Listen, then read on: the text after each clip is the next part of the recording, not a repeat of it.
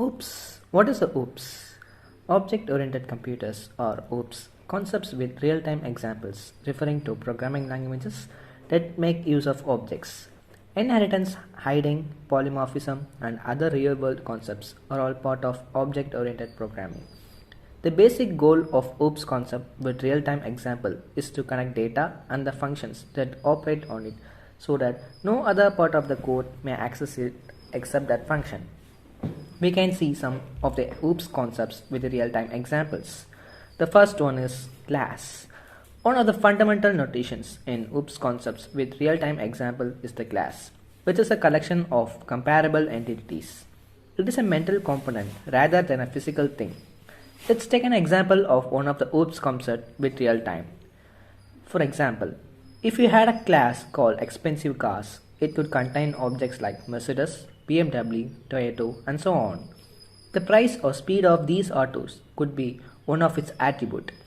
Driving, reversing, braking, and other techniques can be used with these vehicles.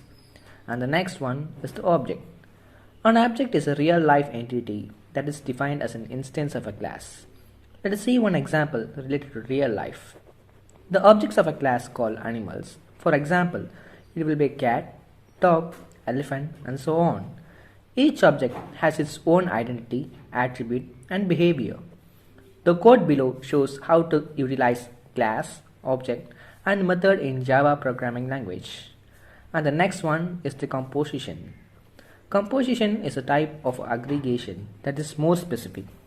It's sometimes referred to as a death connection because child objects lack a life cycle when the parent object is deleted. All child objects are automatically deleted as well. Let us see one example. Let's use the example of a house and its rooms as an example. A house can have a number of rooms. It's impossible for a single room to be a part of two different homes. As a result, deleting the home room would also delete the house room. Aggregation is the next one. Every time in this methodology has its own life cycle. There is, however, ownership and the child object cannot be owned by another parent object. Let us consider an example. Consider the department of class or objects and the teacher. A single teacher cannot belong to more than one department, but the teacher object will never be deleted, even if the department is deleted. The next topic is association. A relationship between two objects is known as association. It is one of the OOPS concept with real-time examples that specifies the diversity of objects. There is no owner in OOP approach and each object has its own life cycle. Let us see an example. Many students, for example, can be associated with a single instructor, whereas one student can be associated with multiple teachers. And now we can see the four major pillars of the OOPS. So they are encapsulation, abstraction, inheritance, and polymorphism. Now we can see about encapsulation. The word encapsulate refers to the act of enclosing something. Encapsulation works in OOP in a similar fashion to how a pill encapsulates or contains the medication under its coating, by building a protective barrier around the information contained within a class from the rest of the COD. Let us see an example.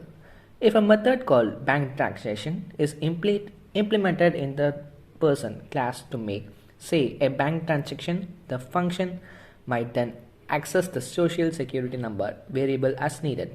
Such a class would effectively encapsulate a person's personal information. The next topic is abstraction. When you can isolate the interface of class from its implementation and focus on the interface, it's often easier to reason and create a program. This is similar to seeing a system as a black box, where understanding the nitty-gritty inner workings isn't required to reap the benefits of using it. Let us see an example for this. We might design a class to represent the human body. Some functions such as walking or eating food could be defined as a part of the public-facing interface. Calling programs might call these functions while remaining fully native to humans' bodies' intricate inner workings and the process required to walk or eat. These specifiers are totally concealed in the implementation of the walk and eat food body methods and so are abstracted from the end user. The next topic is inheritance.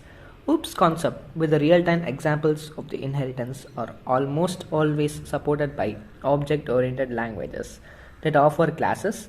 Classes can be grouped into hierarchies with each parent or child classes having one or more children. If a class has a parent class, it is said to be derived or inherited it, and it represents a ISA relationship. That is, the parent's class has the ISA type. Let us see an example. An insect could be represented by an insect superclass in the animal world. Insects all have the same characteristics such as 6 legs and an exoskeleton. For grasshoppers and ants, subclasses could be created. They inherently share all bug features because they inherit or are derived from the insect class. The last but not the least, polymorphism. In our topic of OOPS concept with real-time examples, polymorphism is an OOP feature that allows classes in a hierarchy to be treated the same way. As a result, calling code only needs to handle objects from the hierarchy's root, and each object instantiated by any child classes is treated by the same way. The real-time example is OOPS concepts with real-time examples assumes we have an animal classes with two child classes named cat and dog. We can override the make noise function that is inherited by the subclasses cat and dog to be meow and bark respectively.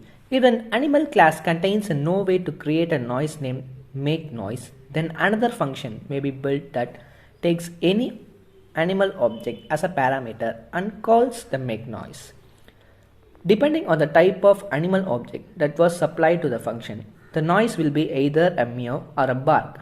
And at last, additionally, some of the advantages of the OOPS in a real time are reusability. It means reusing some facilities rather than building them again and again.